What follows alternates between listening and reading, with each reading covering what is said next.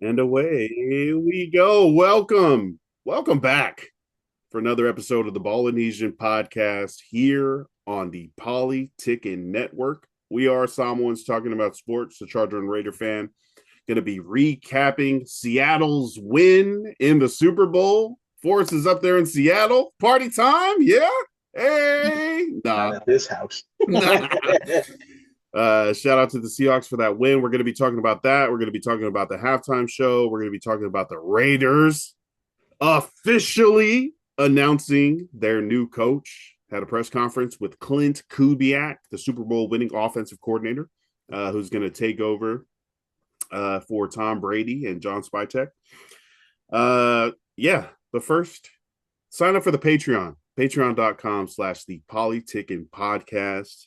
If you're in here, if you've been here before, you know that's where TPN, we go in, we talk about all sorts of things. It's another exclusive episode that you can get each week for just $5 a month. So patreon.com/the Polytickin podcast.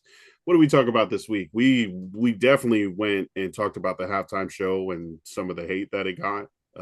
Specifically from Facebook. So from Facebook users, it's like, oh, That's where all the haters are. that's that's where I keep it just, I mean, for family and to see what people are thinking. It's crazy what people post. It's like, we can see this, right? Younger people, what it was is younger people used to go to Twitter to Mm, post, and you could post anything on Twitter. You could speak your mind, yeah. and I think older people go to Facebook to do that. Oh, yeah. I mean, I don't know. It's Facebook. It definitely, the social media apps have their people. Like they Yeah, start to there. You got the quick hitters on Twitter who are like busting stuff out. Now Threads. Facebook is for the older folks or people with lots of family and stuff like that. Instagram is for everybody. TikTok is for the kids and yeah, us that are trying to understand what they're talking about. But yeah, you can kind of see the different uh, tribes. And I definitely go to Facebook. I open up Facebook and I know my Facebook algorithm. They're going to show me some crazy stuff right off the top. They're going to show me some political stuff from someone I know. And I'm just yeah, going to be like, whoa, yeah. I didn't know you thought like that, which is fine. Please express yourself truthfully and honestly so I know whether to stay away from you or not. Thanks. Uh yeah, are you on Facebook? What social media apps are you on? Facebook. I got Facebook, Instagram, TikTok, yeah. Reddit. Yeah. Yeah, I'll go to Reddit for like, because I collect things. So there's a lot of cool Oh, like yep. sub Reddits that you can go to and find information about things. Reddit, and then of course I'm on Twitter. I'm not gonna call it X. Does anybody?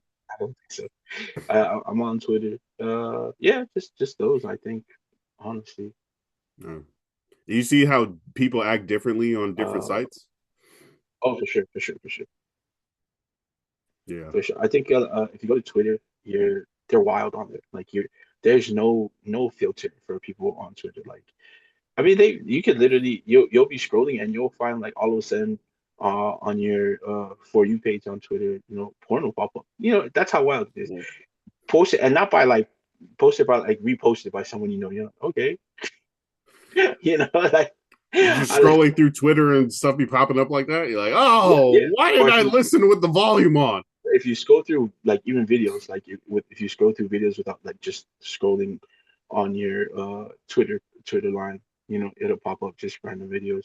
Or and then you have like even if if you're not racist towards black people or colored Nice. folks, you'll get like I don't know how they push it to you, but they'll always have these videos where like either it looks like they're against them or it's like they're pushing it for you. Like some video where some racism is going on in the country and it's a story. Mm. And then it's like, yeah, are they justified or are they not? And then it's like, or get justice for this person. And you're like, wow, that's just so like random, but Oh, it's everything at once. the Yeah, type of like, content that gets views, that gets engagement, yeah, is like yeah, enraging stuff. It's like, this yeah, is unfair, don't you agree? Or exactly. this is dangerous. Why is no one paying attention to this? Because it's Yeah. fake. because you're Yeah, making and then it up. and IG is more of the stuff that you post is going to be more aligned with your like your algorithm. So like I do again, all the collectible things that we do, comics and cards we talk about. I'll get a lot of Mhm. that stuff, even if I'm not following their page or like sports stuff because I post a lot of sports stuff or inspirational stuff because I post a lot of my own on there. So that'll be, and then of course the people that I follow like my family post stuff, and then I can't help that if you're racist and you're my family. So I'm You gonna can't see tell that. them to stop. I mean, I can tell them to stop, but again, just like how we are, you do what you got to do. You know what I mean? I will suggest it once, and if you don't follow, that's fine. Those are your views. I'm not gonna push one on you. Again, but like you said, That, I'll keep my distance more than I used to. But you yeah, know, I think it's just like, even if we can't change people's minds, we can be like, that's not cool. And sure, definitely don't do that around yeah, me. yeah, definitely, I'll ask them politely, because again, I'm not, I'm not gonna force you or push something on you that you don't believe. That's fine, but I will tell you that that's not what I'm about. Then, and if that's what you're about, and we're hanging out together, don't do it around me, please. Uh, the yeah, that is a lot more difficult than people may think that it is, to tell sure, your friend or your loved yep, one it or is. someone like, hey, what you're doing right now is not cool. Shit, yeah, for sure, That's It doesn't happen a lot of us bite our tongues and we're like, oh, yeah. that's the homie, like that. But And look, also that's different than having an opinion. Because if you have an opinion about something, fine, we could talk about it all day and still be cordial. But if you're following along and doing actions towards those opinions, that's, you know what I mean? Like, yeah, yeah, I assume that the opinion is the belief and that the actions grow from that belief. And but like, I know what you mean when it's like, I'm not trying to push myself on you. I'm not trying to be the guy yeah, that like is changing your mind or make you be different. We want people to be unique in themselves and honest, but also like, don't be racist, don't be hateful, don't be shitty, don't talk down on people like that. Don't amen, yeah. And amen, that, I don't know where that comes from, whether that's a experienced belief, a lived belief, a taught belief. Uh, but there are definitely a lot of people that don't even know that there are some stuff that they're doing that's for hella sure. problematic I'm or one of those racist or people. stuff like Like, that. yeah, there's a lot of things that I have to learn and not do because I can already feel the inboxes after people read this. I can feel all the messages flooding through. Like, well, what about when you said? I said, I know. I'm not saying I'm not. So people are like, yeah, what Bro. about yeah, look? And if you guys are gonna hit me with like, well, remember that Filipino joke? Yes, I'm Filipino. I could do that. No, I can't. I am half uh Filipino. the pod boys on the Polytickin podcast on last week's free episode were talking about Tetairoa McMillan Oh, yep. saying the N-word at the Madden thing at the Super Bowl, Sure, and sure. the host that he was with were like, whoa. Yeah, They went back and forth of it, talking about like their daily uses or like growing up saying the N-word, but then also like platforming it and trying to do better moving forward now that for sure. Yeah, trying to say. yeah. So uh real quick before we go to sports, Samoans and the N-word, yes, no. So I'm not even, no, okay, hey, go listen to the Ballinesian Podcast. All right, shout Hey, out to the 2 minutes Patreon. ago, 2 minutes ago, you talking to him, yeah, ma N word, and then it's like you come on the show, Whoa, it's like, no, no, no, no, no, we can't do that. no. It's like, and I know Seth is gonna get a lot of questions about it because he raps. That's the environment Seth grew up in. But also, he's always trying to do better. Just Mhm. put that out there. People are gonna talk about like, yeah, well, Seth raps about it. We all know that because we love Seth's music. It's the environment he Has grew he up in, said and the N-word in his he raps? never like, nah, probably not. Maybe one or He two. doesn't even curse Yeah, or he knows drink. isn't Like, curse, but like them, like I always know that even the people Seth grew up with, they use it, and he never makes excuses for them. But he's always going to give an explanation of why. It's the environment they grew up in. But he's also the type of person that's always going to try to do better upon learning things. So, you mhm. know, credit that to Seth and Marcus, and because they're never in that one place where I've always done it this way. You can't tell me any different. You know, once they learn something, they feel like it's wrong, and they follow along with that. They've always trying to make that correction in their life. So, yeah, if you guys are the same people, that's perfect. Perfect. You did something before, you don't want to do it now. Make the correction. Perfect. You know what I mean? Good for you. Well, especially, and they also talked about like white people that grew up in the hood or grew up Sure. alongside other communities would say it, and it would be like, yeah, that's In your Teddy. community though. Yeah, He's exactly. from Yeah. here, Yeah. and like giving them a pass or stuff like that. But like Yeah. also understanding you don't get to say that outside of your Everywhere. hood or something like Yes. that, especially Yes. as a white Yes. person. But Amen. um, I can see that same thing kind of happening with Samoans, especially Samoans that grew up in the Yeah. States. Yeah. And they're like, oh, but this is how we've talked since we were kids and stuff like that. I remember Yeah. the first time someone called me an N-word. It was in the 5th grade, and I was like, hell yeah, what's up? And then we fought after that. We were about to fight, but it was about something separate. But I was like, yeah, I'm one of y'all. So I mean, I get like that Yeah. feeling and I like mean, also being part of the community yes. and like accepted like that. But Yeah. The only thing that sucked about that for Tetairoa is his mom had just made that speech at his acceptance for the rookie about, and yeah, his name is Tetairoa, not Tet.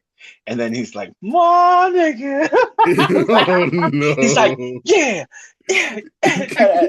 The face on the people that are on stream with him is classic because they're I just like, it looked like they're trying to help. Like, man, can we get that bleeded out before we put it out? But it was live. It was too late. Like, it looked like they were trying to help, not like they were in shock. I thought they were in shock for They sure. were The girl both. was like tapping the Both. guy, like, can he Yeah, say that? And the guy that's was what I'm like saying. Yeah, trying not to look at yeah, Tetairoa. He was like, yeah, I don't know. But yeah. I I mean, but will and then shoot a little bit of bail to McMillan in that he had just this is right. They were playing Madden, right? he was And going hard. He he was going hard. he called and made a game-winning interception. And then he got up and he was like, yeah, talk your shit. Yeah, yeah. He's dapping up his team and saying that. Look, I go was to the like, comments. If whoa. you go to the comments, it's funny because people are just like, yeah, yeah, he good.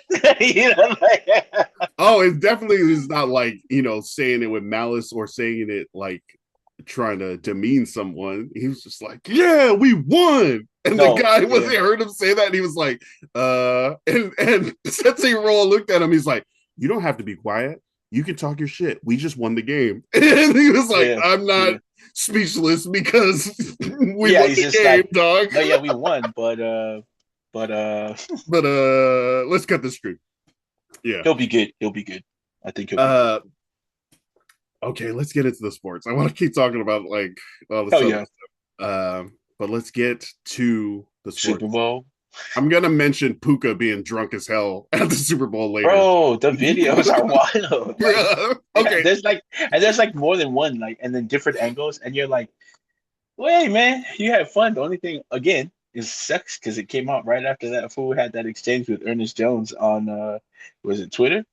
Oh yeah, yeah. He was Yeah, like Sam Darnold yeah. something, and Ernest Laugh, Jones was like, laugh emoji. "Aren't you at Aren't you? home?" Yeah, aren't you saying that from home? Like, all right. uh, Ernest Jones, Seattle Seahawks Yeah, defense.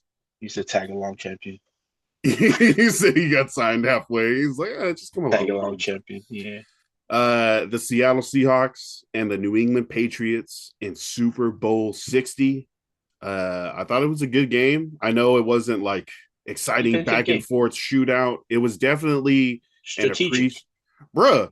It was an appreciation for how the Seahawks were just decimating the Patriots offensive line. Uh, it seemed like the Patriots game plan was to kind of just wait until Sam Darnold messed up and then take advantage and win a close one, maybe like on a last second field goal, like the rest of the Patriots Super Bowls, stuff like that. But Sam Darnold did not, throw an interception. He did not fumble. He did just exactly enough. what he's supposed to do. He did his job. He stepped up in the face of pressure. He sidestepped pressure from the middle from Milton Williams, and he didn't have any negative plays that would have cost the Seahawks the game. He almost did. Shout out to Christian Gonzalez because he played a hell of a game covering whoever. Double tips. Yeah. And then almost interception, which could have changed the side of the game, but it didn't happen. But he did play an amazing game, and that's coming back after a rookie season.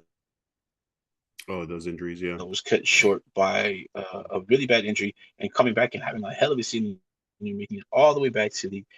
If New England ended up winning that game, I think Christian Gonzalez should have got the MVP for that game because even Wow. that last pass he did I for can that see that, game, yeah. jumping over, yeah. So, and also another side note, an asterisk: Will Campbell played this whole playoffs hurt. He was coming off was it a torn meniscus or what was it? MCO? MCL.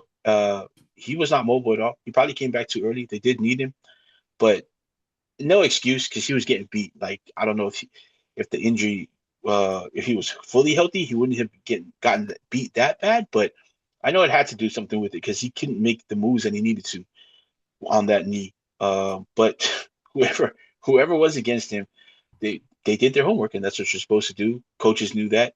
They attacked Will Campbell's side and he was if most of the time it was his side of the line that was getting beat. So um for a young not that's not an excuse. What I'm trying to say is get better, young man. Come back next season and show everybody that it wasn't a one off. That you're a good player because you played great. So before that game at least. But yeah, man, Will Campbell. But Seattle's defense did great. And if you guys watched this game expecting like big scores, did you guys not know that the two coaches coaching are former Hmm. defensive coordinators. Mike Vrabel is probably one of the best middle linebackers of the 2000s, like early 90s. Hmm. So, what did you guys expect? This was strategic on both sides of the ball for Yeah. defense wise. So, They yeah, expected Drake May to be throwing deep sideline no, bombs. They expected JSN to go off for a lot. But this ended up 29-13 in favor of the Seahawks. We're talking about Will Campbell, the rookie left tackle for the Patriots. It yeah, says here the Patriots had 67 total plays. Of those, 18 were rushes. So that leaves 49 plays that were passes, right? 14 pressures given up by Will Campbell is so like, so 25% of the plays that they ran, uh more than 25%, closer to 30. um Drake May was getting pressured from the left side, which is the blind side, which is the most difficult to escape. And I feel like that was game plan for the Seattle Seahawks. Not only were they getting pressure with four, they were also sending Devin Witherspoon and other yeah, cornerbacks on blitzes. And every time those cornerbacks blitzed, they would get to the quarterback. They would get the pressure. They would get up in there. So it was like the Patriots offensive line, which is 40% rookies. The left tackle and the left guard, I think, are in their first Oh, year. I didn't know the left guard was a rookie. Uh, but yeah, so it did look like the Seahawks had a great game plan defensively. They killed the line. It says Drake May had a 16.3 QBR, and that's after putting up 200 yards and two touchdowns in the fourth quarter. Because before that, he had like 70 yards. Bro, Man, I was at work, but from like every time I looked up, it looked like when I went to the break room to like check it looked like it looked like he was getting sacked. Like he looked like Ashton Genty the whole season with the Raiders. Like the ball was snapped, and then like there was at least two people already in the backfield. behind the line. Yeah, behind the line, and it was like, and he was like, he didn't have time to move out of the pocket. Also, probably his fault. Probably just should have used his legs a little better. But yeah, it looked like the line was just collapsing upon snap, and it was like, oh no, he's getting sacked again. And like you told me earlier, Witherspoon had what seven quarterback hits? Is that what it was? He had three quarterback Okay. hits, a sack, and he knocked the ball out of Drake May's hands that Yeah, was intercepted by Uchenna Nwosu I and made saw that. for Yeah, a touchdown. yeah. So, yeah, man, that's big. And you also were everybody was expecting him to throw down the sideline. Who were they expecting him to throw it? Like I don't know. I didn't see Diggs. Ooh, yeah, Like yeah. who? Yeah, and then like Kayshawn Booty had a really good season, but he's still not that sideline guy they need. And speaking of Kayshawn Booty, I needed him to have a good game because I got this and it's signed. He has an ugly signature, but I needed him to have a good game. But this would go up in bad, but it did. But yeah, like he, I think he's still Kayshawn. Like they have what's his Poke?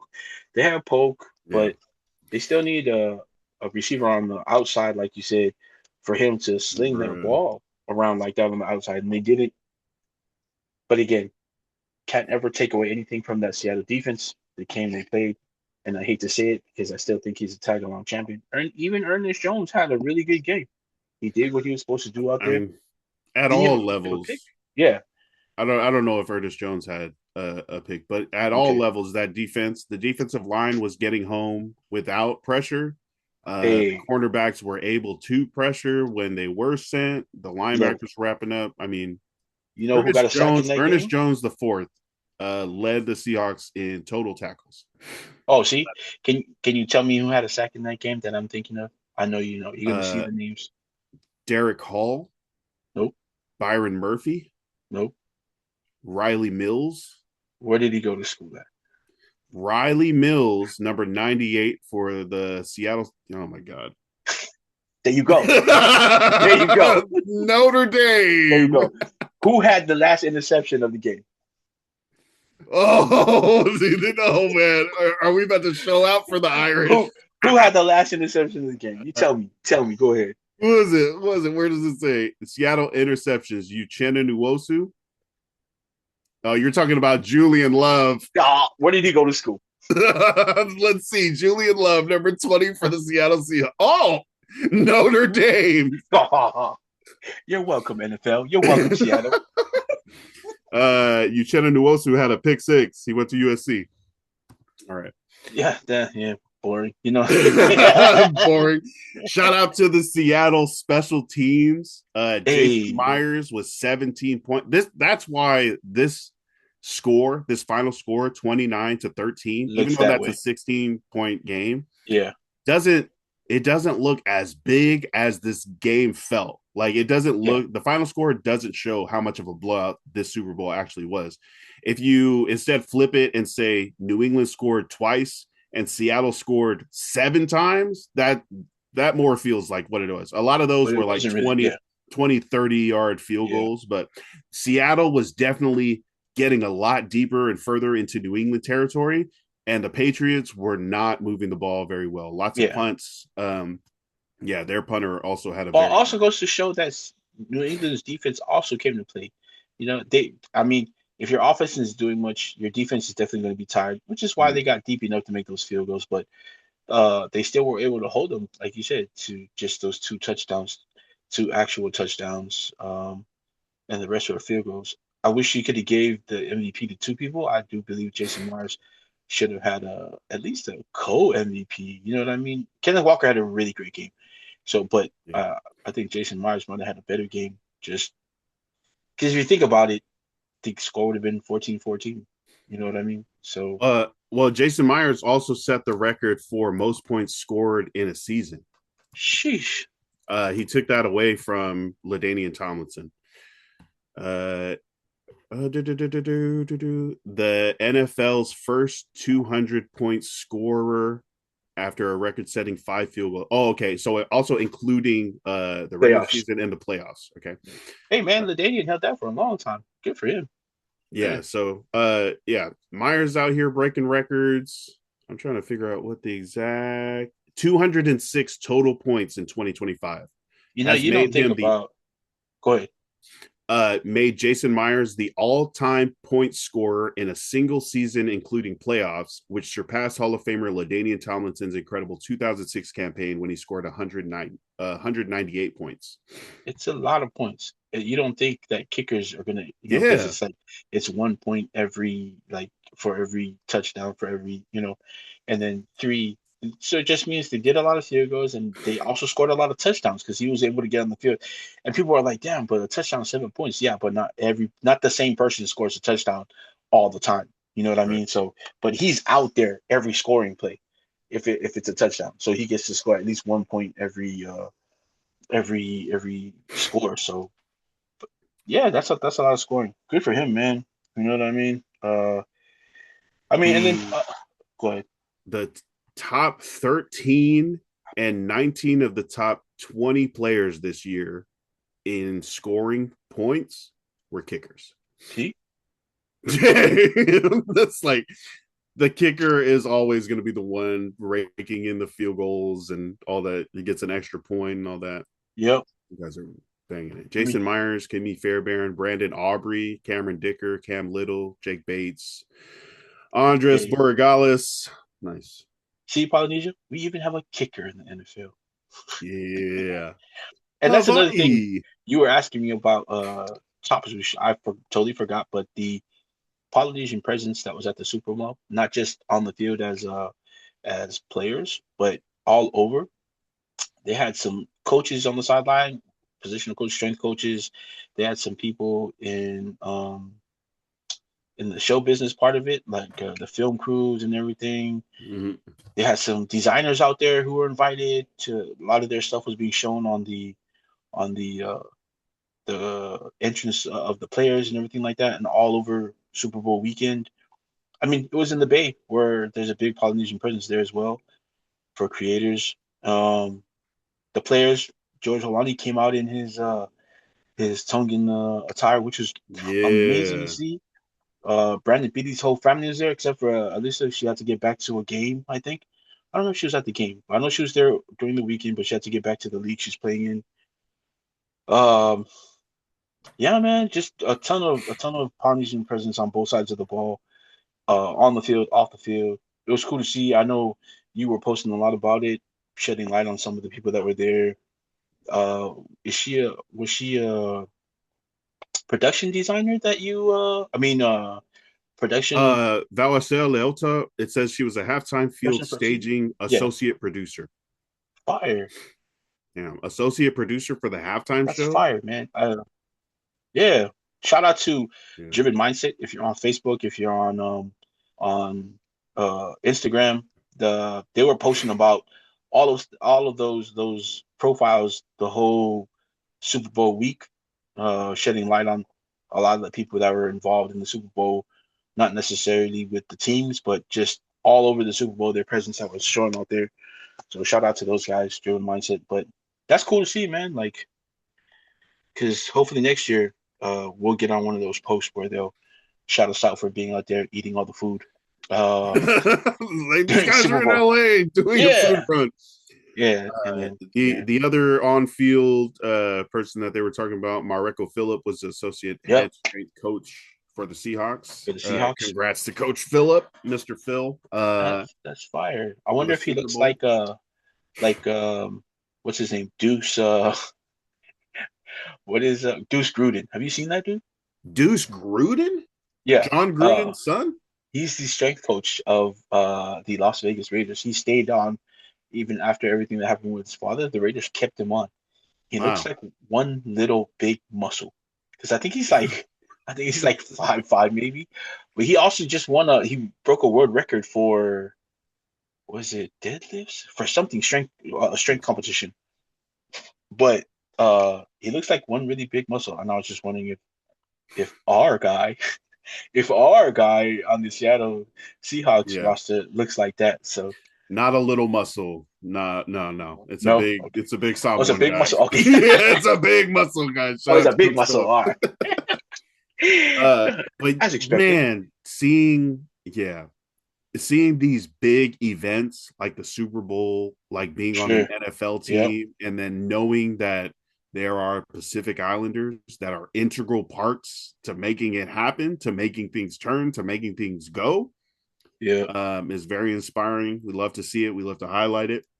Also, shout out to the people that were playing in the Super Bowl. I've seen a lot of George Holani, seen a lot of Brandon Peely, rightfully so. Super Bowl champions, our people. Also along with Coach Phillip, and then you have the guys on the Patriots as well. Kairos, Kairos, Jelani Tavai, Christian Ellis, Marte Mapu. Just seeing Samoans and Pacific Islanders out there in the biggest game of their lives, in the biggest game, in America, and contributing and freaking being part of the team and doing their part. That type of stuff hypes me up, man. And for sure. Love to see man. It. You know what else hyped me up? He wasn't in the game, but we're gonna adopt him as a cousin. They interviewed Jackson Dart the other day. They asked him what type of music does he listen to. Why are you laughing, man? My sister sent me this too. See, they asked him what kind of music do you listen to before a game to get hyped. He said Polynesian reggae. if it's like J Bug, Kalohe Kai, pronunciation was all okay too. I like it, man. Jackson Dart, man, he did go to USC. I'm pretty sure some of the influence came from there when he was playing out Mm. there in Oh, California. okay. Yeah. 'Cause I don't know how much influence he would have got in Mississippi down at Ole Miss, but yeah, man, Jackson Dart, you can come to the barbecue. You can come Jack. and Whoa. yeah, Oh. Check this out. Jackson Dart. Guess what year he was born? First of all, uh 2000. two I don't. thousand and three. Oh, see, In I'm old. Kaysville, Utah. Oh, never mind. So that's probably where he got it. Never mind. That's Okay, where he. That's where he was introduced to Island reggae. everything Uh, explained. Everything explained. I'm pretty sure he was delivered by a Samoan doctor. Told him to come here. yeah. You know what I mean? Hey, Jackson Dart, you But can come to the Umu. Come over. Come do. We're not doing Fight Cabo around here. That's canceled. But come Fight everybody bring Umu. your own bowl. Yep, Serve bring your own boat. yourself. Yes, please. But come and make some woko with us. Soak Yeah. the barbecue. Hang out. We can listen to J Book together, my guy. Yeah, I think Kaloya Kai like reposted that or made a reel out of Oh, fire! it. That's fire. Yeah, reggae, J Bug, Kaloya Kai. The That beat was, is on fire. hey, that's cool.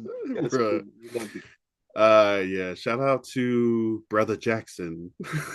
Super Bowl was Brother great, man. Brother Jackson. Jackson. Hey, cuz, can Cuz, come down cuz, here. cuz.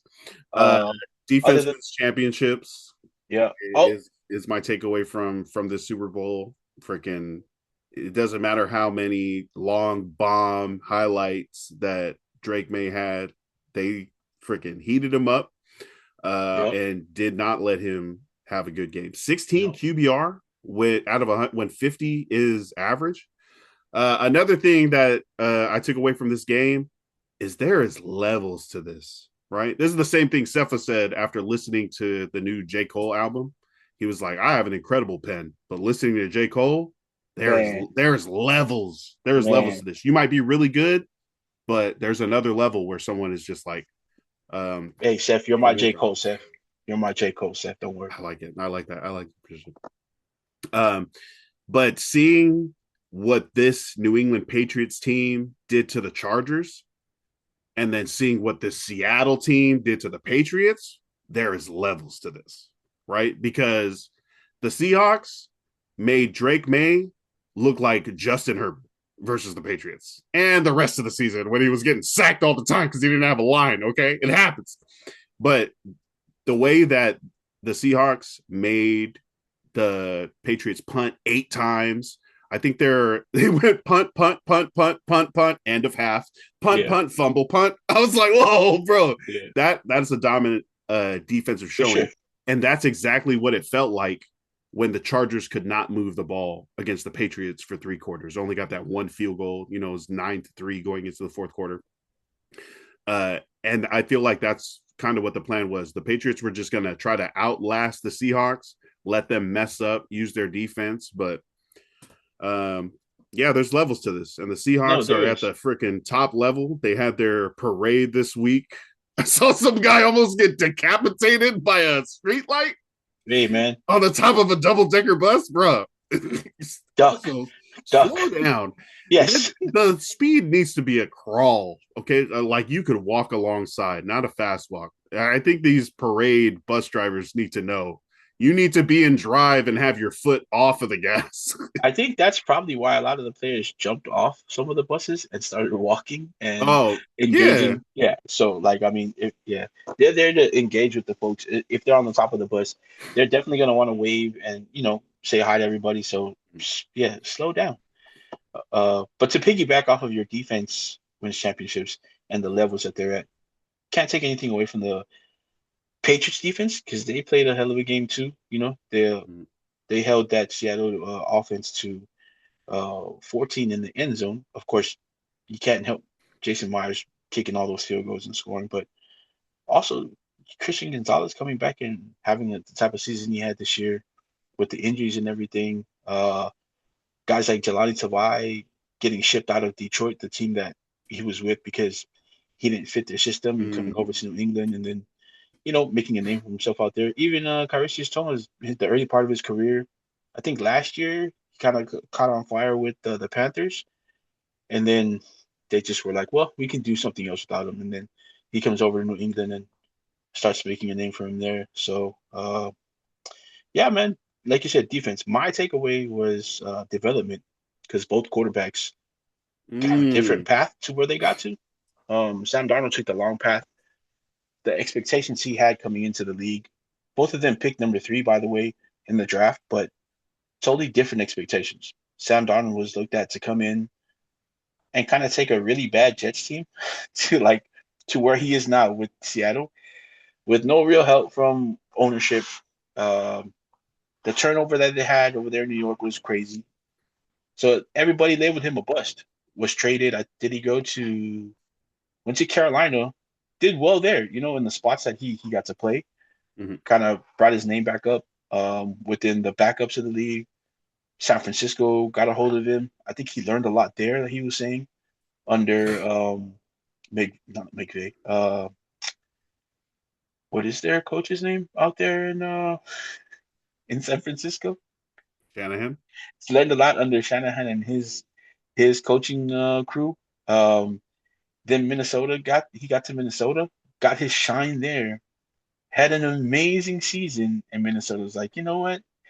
We're not going to trust you. We don't think you're the guy to take us to a Super Bowl. Granted, again, like we said, it has to be the right situation for some guys. So maybe he wasn't going to take Minnesota. And they also drafted a quarterback with like the 10th overall pick.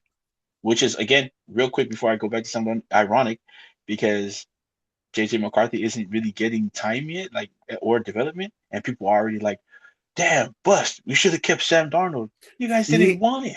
He's a free agent quarterback that led you to 14 wins. But like everybody else was saying, oh, that's the defense. Sam Darnold is just okay. Okay. Right? It's like, I'll take 14 wins. Right. We'll take 14 wins.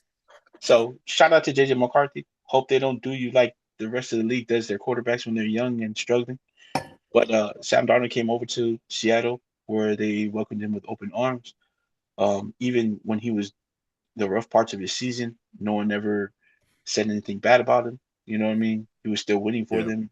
And this is where you get. Now, Drake May, drafted 3rd as well, didn't have those expectations. Came into England, didn't start his first year at New England, was behind Brissett. He started in week 6. He became the starter. He did become the starter in week 6. And then even that, I think he had to take a game or 2 off because he got hurt. Joe Milton got some time in. And, a lot of people were like, damn, maybe they should keep Joe Milton and put Drake, which is funny to me now because now Joe Milton is rotting away on Dallas's bench. And that's nothing against Joe Milton because I think he could be a great quarterback somewhere else. Now he's just stuck there. He should have waited maybe and gone somewhere else. But anyway, he could have been a champion waiting. But Drake May didn't have those expectations. Got his chance. And then this year, got himself a coach that helped him develop a little bit more. They put some help on the O-line that might need a little bit more help next year after watching the Super Bowl. Will Campbell, of course, got hurt. It's a good sign because he's out there. So, he's got a lot of time to get better before next season. But, yeah, he didn't get the expectations that Sam Darnold did. So, and he was able to develop without those expectations. And those are the 2 different paths and just how they were able to develop. And development, that's what I got out of it. 2 quarterbacks. That's what you need in the league. Some guys just, you got to give them time. And with the draft coming up, as a Raiders fan, we're going to break into that. I just hope the quarterbacks that are drafted, especially in the first pick, are given the chance to develop before they're given up on. So, yes, sir. That was my take from the Super Bowl. And also the Jets might be cursed. They're just for a long time, they haven't been able to make a quarterback work.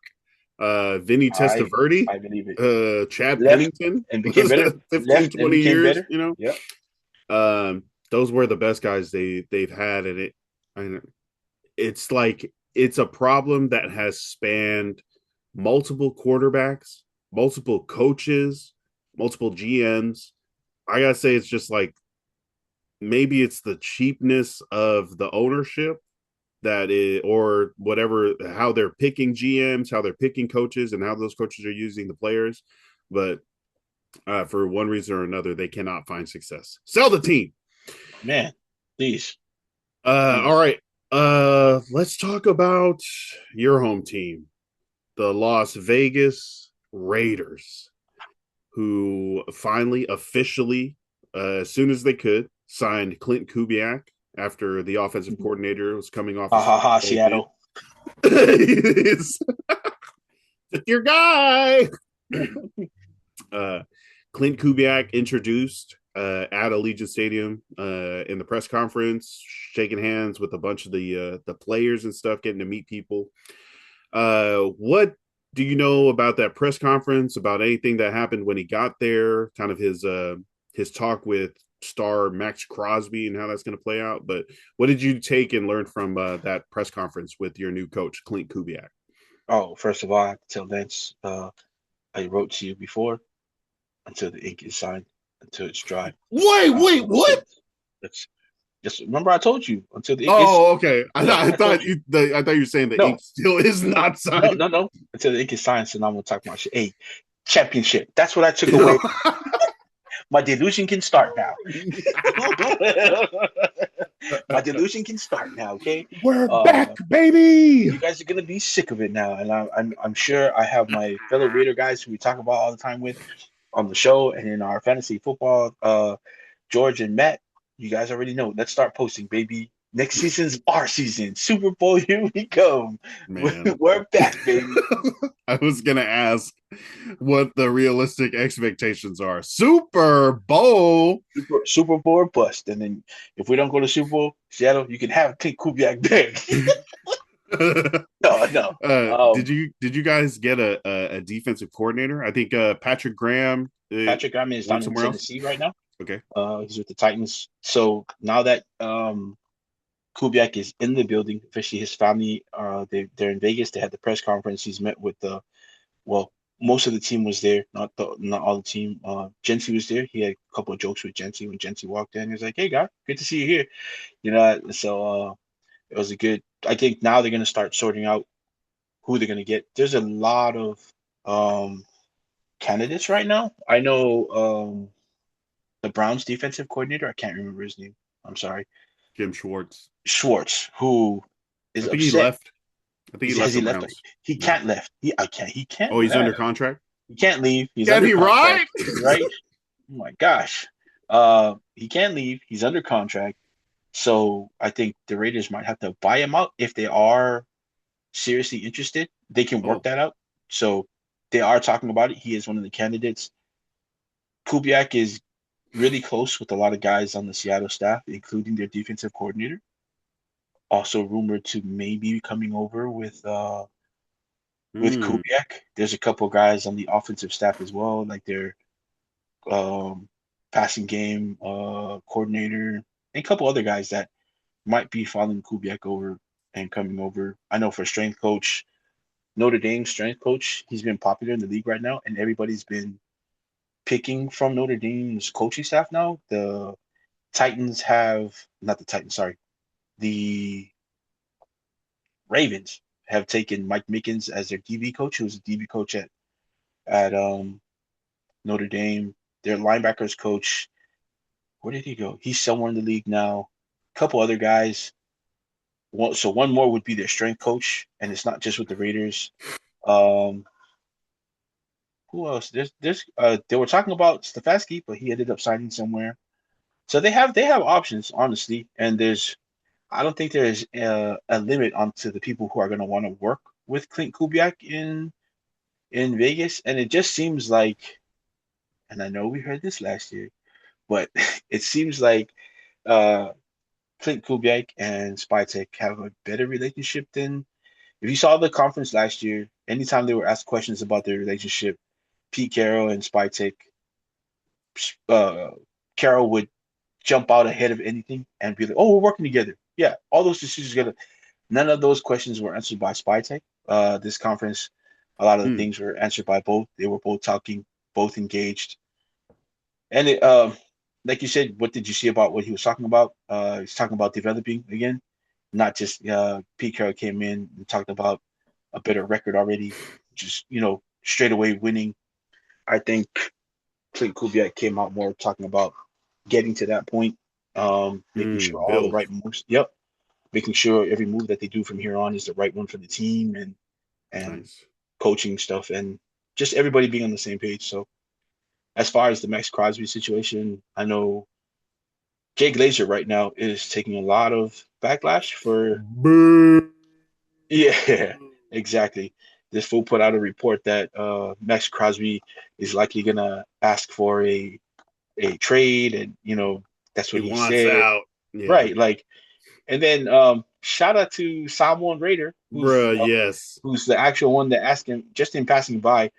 He's also Samoan Raider, and he's not like one of just like one of those regular reporters. He's actually pretty big in Vegas with the Raiders organization. He's invited to all the media stuff and stuff like that, all the exclusive Raider events he gets to go and cover. So yeah, he Oh, was that's passing by dope. Jake. Yeah, he was passing by Jake Glazer, and he was like, "Hey, is that?" He's talking about the Max stuff, and then Jake Glazer's like, "Oh, Max didn't say that. I said that." You know what I mean? Yeah, So what like, does that mean? What does that mean? I need to look up exactly the quote because it was such like a, oh, this is done. yeah, yeah. Max Crosby wants out.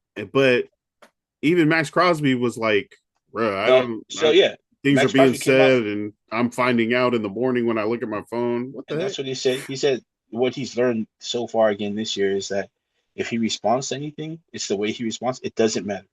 Something's going to be put out. So he figured out this season he's just not going to put any response out to anything that's being said. If people ask him, he'll tell them. But as far as like if you're not asking me and you hear it, then it's probably not true. He's just going to let people talk. He's going to do what he's got to do. He's in the building still. He's looking forward to working with the Raiders. He's never been not ever been not about the Raiders. So you take that from him. Klint Kubiak came out and said that he's not with the idea of trading away Max Crosby. He wants the opportunity to work with Max Crosby. Max Crosby, the heart of that defense. Why would Yeah. he ever think about getting rid of the heart of the defense when he's first starting out? So, all the also positive stuff. Of course, it can only be said between those two what's going to happen, and of course, John Spytek. But as far as if you're hearing from the actual people talking, it looks like they want to work together. Max Crosby has never said he wanted to leave. I mean, last year there was some rumblings. He did say he might look into it, but he never did. He's always been a Raider. I'm a fan. That's the type of fan I am. Unless I see him get traded, or unless I see him on camera saying, "I'm out. I want to be traded." I'm always going to think of Max Crosby's coming back next year, putting in the same work that he did this year. People had a problem with him not being on par with Spytek when he got sat. I get that. That's going to happen because he's passionate. He wants to play. People were like, well, maybe it's because he's always just had what he had his way. He's being like a prima donna and just because he didn't get his way, now he's crying about it. No, he's passionate. I think as a coach and an organization, that's what you want to see. You want him to be upset because he wants to play, wants to help the team get bigger. People were also saying, well, maybe he's missing a bonus. No, I don't think he's hurting too much. Again, I don't know personally how he is with money, but I don't think that was a problem for him if he missed like a bonus on it. I think he's doing pretty good. He's been pretty positive on social media right now. A lot of the time is spent with his family, especially his daughter. He's got pictures all over of him with his daughter, just hanging out, them matching clothes, being out and about at a park or something. So on that front, I'm not too worried about it unless it starts to happen. Of course, you have to also know that I'm part of the Raider fan base that woke up one morning and saw that Khalil Mack had been traded to the worst franchise ever in history of the NFL, and so we were heartbroken. I was heartbroken. I was like, there was no like idea of him ever getting like being traded that night. And then you wake Okay. up and John Gruden was like, "Well, I just shipped him for the brother." That is, and then you have fans who think their GMs talk about, well, that's how you make a team better.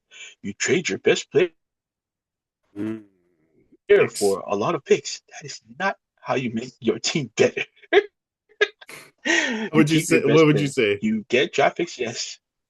You keep your best player. He's your best player on the team. You can get picks other ways. You can there's also called free agency, which the Raiders have the second biggest cap space in the league at the moment. So you can be, and you have the number one draft pick. Go draft your quarterback. And then people, you don't have the O line. Of course you don't. Go build your O line. You can do that. You don't. Will Campbell was a rookie. He had a great season. He was not the answer his rookie season. He's going to get better. You can go out in free agency and grab guys who are going to help right away. You won't have to wait for them to develop. You can build your O line through free agency. You can do that. Your defense, you can draft. You don't have to grab a first round corner anymore. There's corners all over the league. Corners are deep when they come out. The cornerback coaching, the defensive back coaching happening in college these days is amazing. Amazing. Again, I'm going to do it. I'm a Notre Dame fan, but look at the top corners coming out of Notre Dame. The development there is wild. Benjamin Morrison was a great corner this year. Xavier Watts, a great safety. The best safety in the league at the moment now, coached out at Notre Dame. Kyle, you know who I'm talking about, Hamilton. So DBs, yeah, you can find those. Weatherspoon, who's defensive coordinator, by the way, his DB coach just signed on to be the DB coach at Notre Dame, going away from Illinois. He has a few NFL players in the league right now, so you can find guys in the later rounds. You don't have to draft early with draft picks. And the Raiders also have 11 picks in the draft this year, the number one pick, and then 10 after that. So, yeah, don't trade away your best player. Maybe you want to keep that guy so he can anchor your defense. Have some stability in your organization, and have someone, a leader, to teach the guys that are coming in, which Max is very good at. He developed his own off-season workouts with a lot of not just guys from the team, but guys who want to learn the defensive end Nice. spot, rush end spot. So yeah, they have a workout group that they get together. It's pretty big. So all these fans who think they're GMs, stop it. Let the GMs do what they do. If they end up trading Max, that's fine. I can't stop that because that's not my job. My job is to cheer on the team, see what they got. You can be mad, you can be angry. Fine, go ahead, be angry, but don't be ignorant. Mm. But yeah, I fully expect Max to be back in the building next season on the field for the Raiders, despite all the rumblings about the trades. With the new coach and the young offensive weapons that you guys already have, Brock Bowers, Ashton Genty, Fernando Mendoza coming in with the number one pick. How many seasons would you allow Klint Kubiak to miss the playoffs before you start getting mad? 1, 2? I think one. 1. I think one. I think like this his inaugural season. I do expect him to at least like 9 to 10 wins. Um, I know it's lofty right now because they haven't even signed an OC, a DC. They still no offseason signings yet. Draft hasn't even happened, but I think with just what he's going to bring in and watching Seattle's offense come together, Bruh. yeah, I feel like 10 wins isn't even a stretch. I think that would be your expectation. And then I think after that, everybody who's going to be there for your second season is there, and they've got a whole season under you, learning all That's your when you should be schemes. able to Then your next season, you make should it. be able to be in the playoffs. Yes, All you right. should be in Year contention. Kind of like year what 2. Seattle did. You know what I mean? Like, Bruh, second year of Mike right, McDonald, and they win the Super exactly. Bowl. This guy is the Seahawks are the 17th franchise to win multiple Super Bowls. Mike McDonald is the 9th Super Bowl winning head coach to win a Super Bowl in his first or second year with the team. He's also the third youngest coach to win a Super Bowl. 38 years old, 220 days or so, which I feel like bodes well. That's like some John Harbaugh winning early with the Ravens, and then being a competent coach for like 15 years. Yeah, but I Uh, mean, we just saw Mark Vrabel take a season to do it. Although he's also very veteran, he's a veteran head coach. I But mean, that's the thing. Like Mike Vrabel got to the Super Bowl in his first season. Mike yeah, McDonald not won the first season as a Super head coach. Yeah, Bowl in one his his his second season. first Yeah, season with New England. Yeah. yeah, Mike McDonald wins the Super Bowl in just 2 years with the yeah. Seahawks. All the Development, new people. coaches Development. all the new coaches that are coming in are going to be held to this standard Standard. where it's like, Yes. hey, if you're not getting it done in 1 to 2 years, I need to find a McDonald's or a Vrabel. You're not the guy that's going to be able to do it. Yeah, I Um, think the next guy that's going to be tapped to be a head coach somewhere, and I think the rest of the league, if Sean Payton can kind of put his ego away next season and let Davis Webb be the offensive play caller, I think he's the next guy. I oh, think he's the next guy. Uh, the things he was able to do, people don't know how much he was involved in the development of Bo Nix and that offense. And everybody said, well, Bo Nix wasn't throwing it like 70. No, he wasn't. But he made Bo Nix learn the reads, and he helped with, how Bo Nix was able to pick and choose where the ball was going, find his secondary receivers. So Davis Webb, now the offensive coordinator out there in Denver, I think a lot of teams should take note about what he's been doing and look out for that man. offense. You like that guy? Davis Webb, Yeah. I do, I do. He told your team to go away. That's okay. You know what? Because I don't want a guy. I don't want a guy coming into a team that he doesn't want to be with, and then he's not ready to coach. Because then Boom. you have Josh McDaniel, Wow. Yep. Yep. Yep. who by coincidence was with Denver before he came over to. Yeah. And look, he said no, uh, so we could get Klint Kubiak, which would have been, which was a lot of people's number one from the beginning. I won't lie, I like Davis Webb. I thought if we were going to go out and get a young guy, I like Davis Webb. I didn't even think we had a chance at Klint Kubiak since he was making that playoff run. And I was like, there's no way he'd consider leaving a team that he's a, Bro.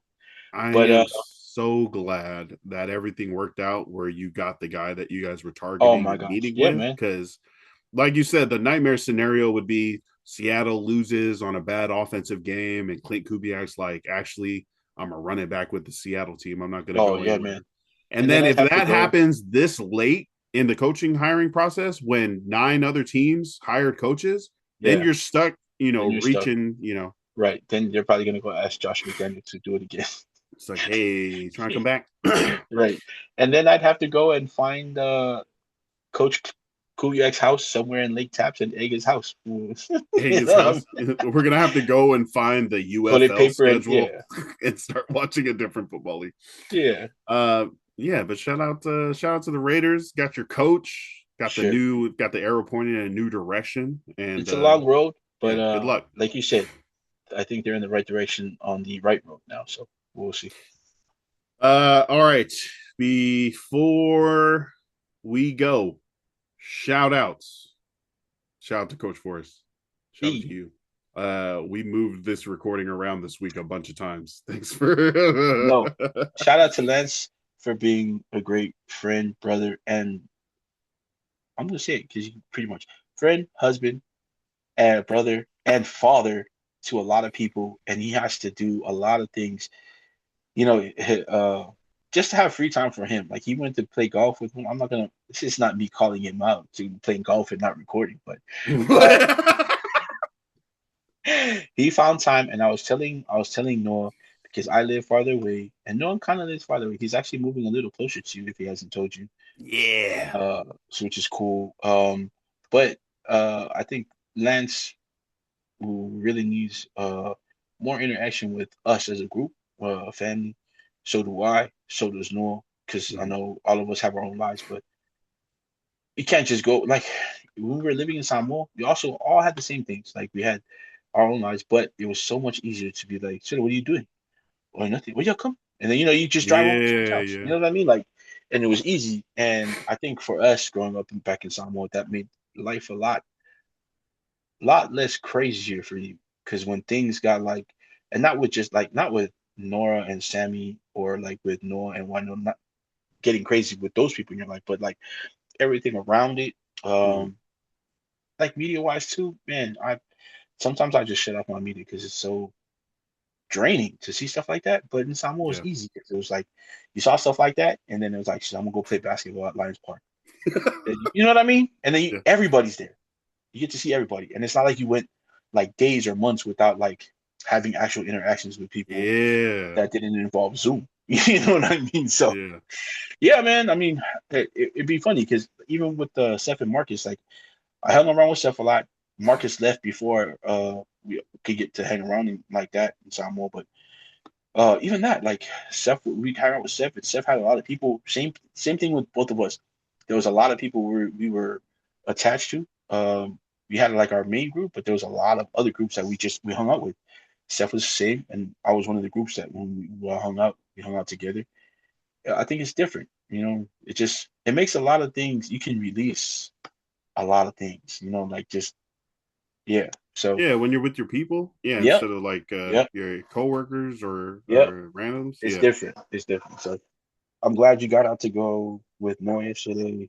And you know me, man. Anytime we record, it's whatever. This is again my time to like talk my shit. Raiders to the Super Bowl. You know what I mean? And I get to tell you about how great Notre Dame is. You know, so much better than USC. I mean, you know what I mean? I This cannot argue with that right yeah. now. Well, you do have a Super Bowl winning quarterback now, so um, Hey. yeah. So like, yeah, man. Shout out to you for also fitting in the time to do all this stuff and still being great outside of the group. So yeah, man. I'd rather you Thank you, bro. be at a nappy time with Nora than this is what happened. We Bruh, I was scheduled to like, I'm gonna put her down. I'm gonna we put the scheduled. kid down. He said he went to golf, and I knew he was gonna be tired.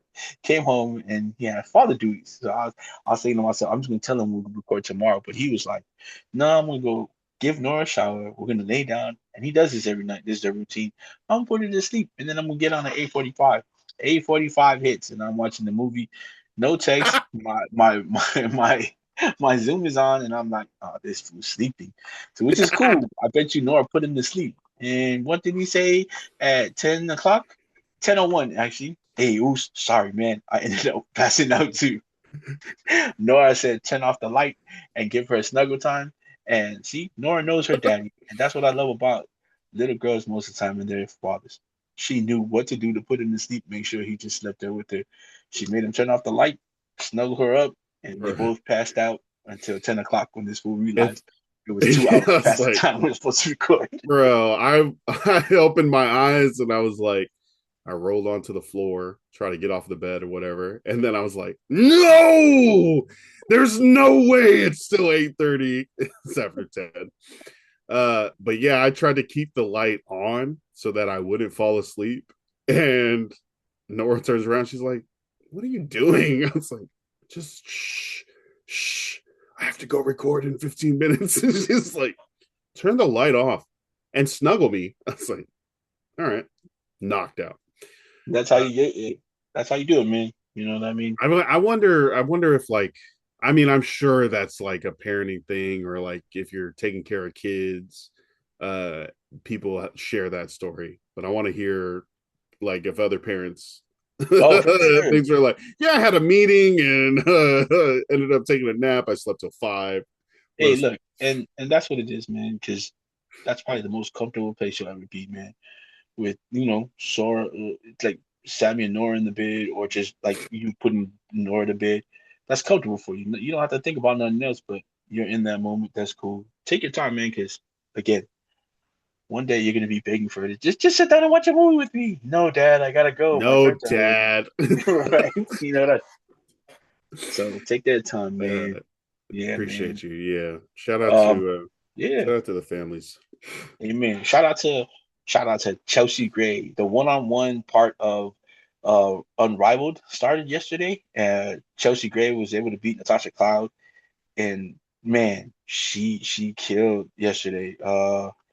There was some really great one-on-ones yesterday. Unrivaled is a fun league to watch. It's a 3-on-3 women's league. It's the biggest. I think their viewership right now is bigger than the WNBA, who needs to wise up and Wow. sign the bargaining agreement and pay these ladies the money they need. They're not asking for unreasonable money. People think when the girls say that the women are saying pay us just like the NBA players, they're not asking for the NBA contracts. The balance of it is what they're asking for. If those men are getting paid that much of the revenue from the NBA, the women should be getting paid that much percentage as well from the Hmm. revenue that the league is making, the W is making.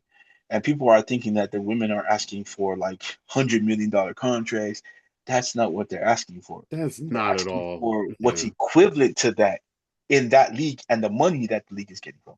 That's what Yeah. they're asking for. Not the level of the contracts. They're No, asking for the fair share the fair of share the revenue. of what, Yeah. yeah. So shout out If to the that. But men are making 50% of all the money the yes, NFL makes, why are the women making 20, 18, 10, probably. Yeah. something low Yeah. of what the So WNBA makes? They're the that's what players, they're they're asking the for. reason, people are out here. Yeah. Yeah. Shout out to the Uh point god. oh my man, she killed yesterday. Who else? There was a man, the one-on-ones yesterday were crazy. Somebody got shut out yesterday. They Oof. lost in like 11 minutes, I think, or 11 minutes, a minute and 11 seconds, I think, one of those one-on-ones. Dang. Who else? I Oh like that. man, there's a young woman playing out there, Ray Burrell. I don't know if you guys seen her in college, but she's smooth, man. I was talking with Chelsea's other half, Tipesa, who's like one of my best friends in the world, and I was telling her about hey, Ray Burrell looks great out there. She's like, yeah, she's great. She's young, she's athletic, like stupid athletic. She's skilled. She just needs to learn control. And I was like, that's Mm. exactly what I was telling my niece yesterday. She just needs to learn control and pace. And Ray Burrell, shout out to you, man. You probably don't listen to the podcast, but we're gonna tag you. Lance is gonna tag you in one of these things because we talk about you. You're great, Ray. Same as Chelsea's always my number one in the league. I have favorites. My more is my goat, but Chelsea's my point guard. So shout out to Chelsea. Um, let's go get that money. Win the rest of the one-on-ones. We'll get that money. Shout out to you. Shout out to Tip and their son, who's out there, Lennox X. He's everywhere on social media, already a presence. They're out there supporting Chelsea, living out there with them. So shout out to them, man. Yeah, that's my shout out for the day, man. I Oh like it. man. And as always, I know you're gonna shout him out too, and the podcast, but shout out to Marcus, man. Keep putting out that content. Um, Yes. it helps a lot of people be who they want to be. Like when they see you do it. Definitely when I get tired and I'm like, man, I'm not gonna put something out. I look at your post and I'm like, if Marcus is able to do that, why am I being a lazy ass? All it takes is a minute. It doesn't even have to be a long post. You don't even have to edit it. You know what I mean? Just make the video, post it, post your content. If two people watch, two people reach. You know what I mean? That's how you build. But uh, yeah, sometimes I don't even have to read a comic because I get to go and listen to Marcus. You So get the breakdown. yeah, that's all I Uh, need. yeah, we've been seeing him definitely putting out the videos, but also talking about the writing of it Yep. and the recording of it and the editing. So that it's not easy No, when you it's like not. put stuff together like that. But yeah, shout out to him for Yeah, continuing to he's do it and being giving us a consistent. blueprint. Yeah. Yo, yeah, that too. So shout out to the Pod Boys, the Polytickin Network, the Yes, Patreon, sir. patreon.com/the Polytickin Podcast.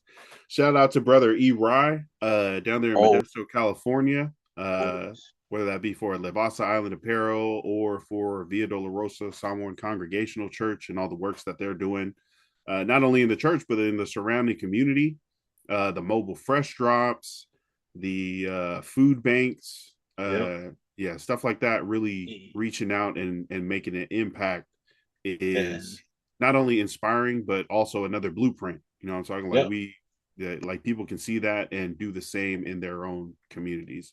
And shout out to Eli for all the cute content he be making now with his other half. Yeah. It's a Sorry, girl. Levi. Had to give it to you, man.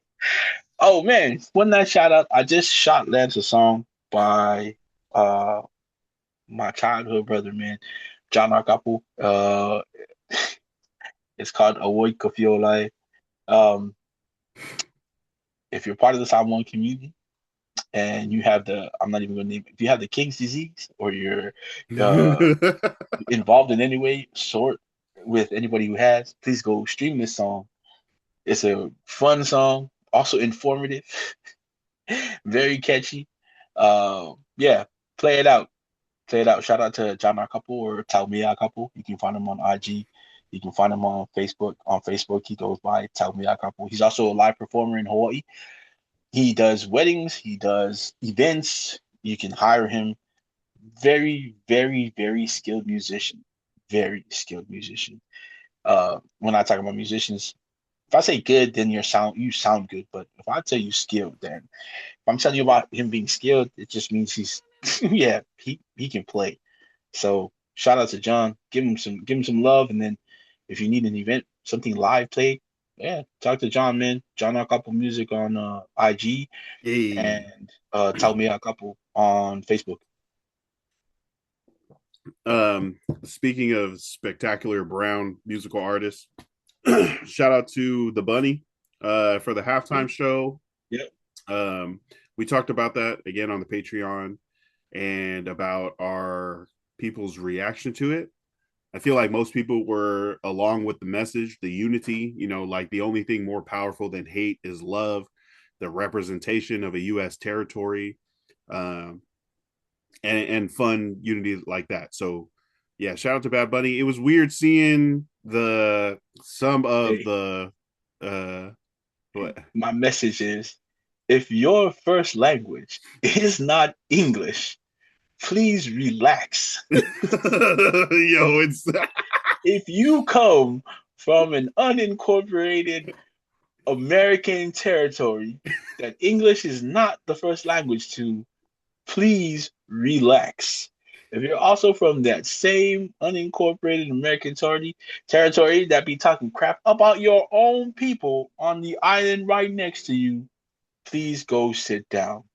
You're ridiculous. Get the hell out of here. uh, there were two big things from the Facebook post, and it was mostly Facebook. That's where Old Facebook. people. Not even old I people. know, I Surprising know, I how know. young some of the people are. But I mean, I the two things were it's not in English, so it's un-American, so it's unpatriotic. You're Uh, un-American. yeah, bro, that's an American right there. The second part was that Bad Bunny is demonic and trying to put Puerto Rican culture over the kingdom of God. I thought both of those were reaches, bro.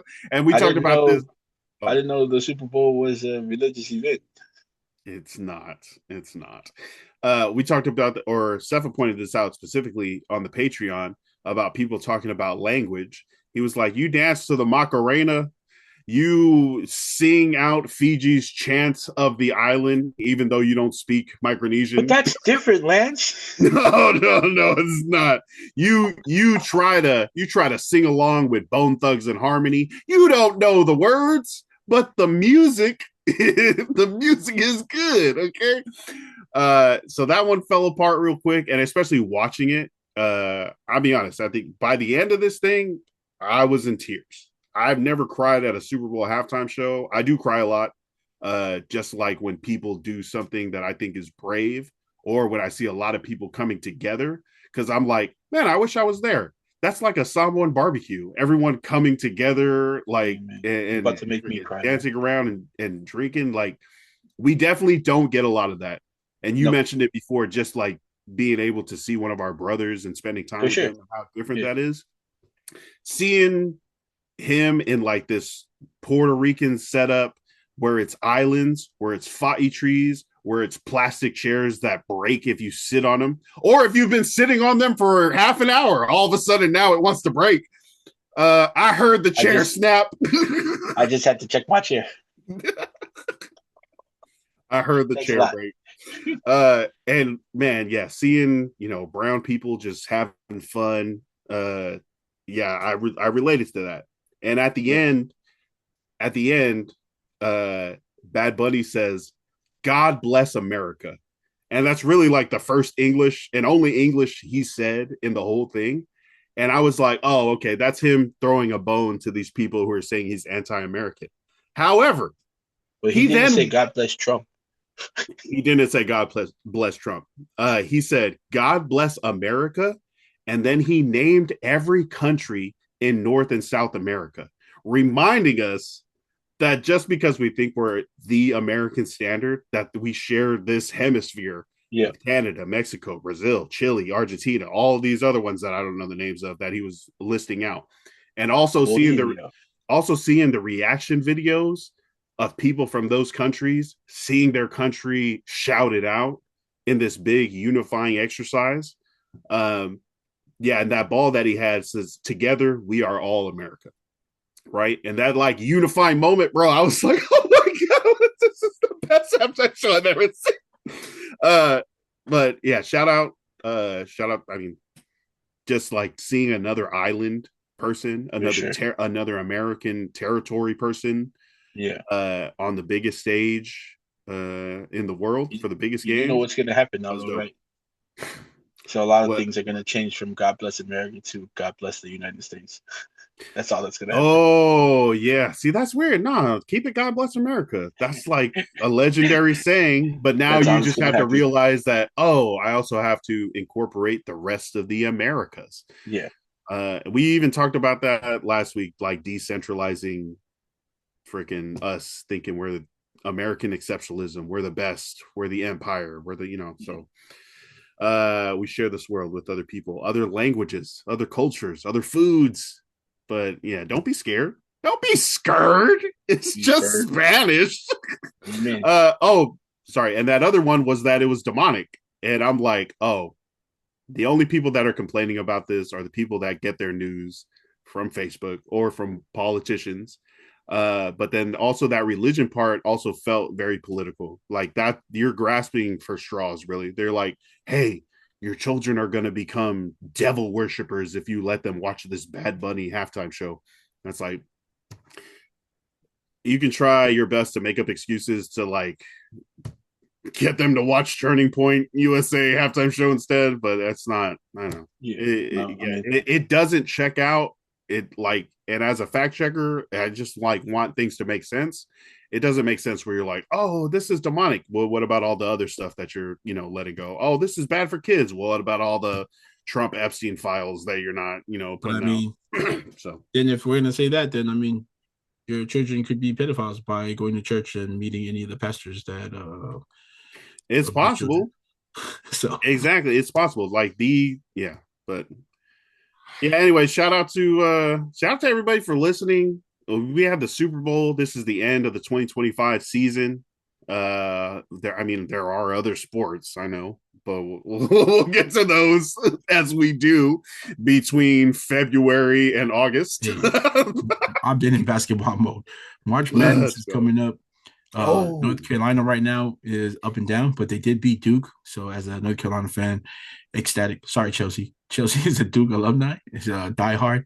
She again, the point guard originated at Duke, the Bay, really, but yes, she went to Duke. So my only favorite player from Duke, Chelsea Gray, folks.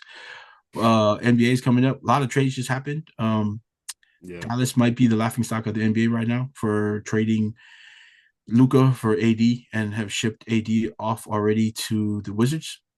Just a little update. So he's with the Wizards. Trae Young is now with the Wizards also. With Anthony Davis. Yep, he's no longer a Hawk. Kuminga, if you guys are Golden State fans, there are many. He's not with Golden State anymore. He's with Atlanta, if I'm correct. The Lakers, if you're a Lakers fan, you're good. They didn't trade anybody of any significance away. They're kind of intact. We got Luke Kennard.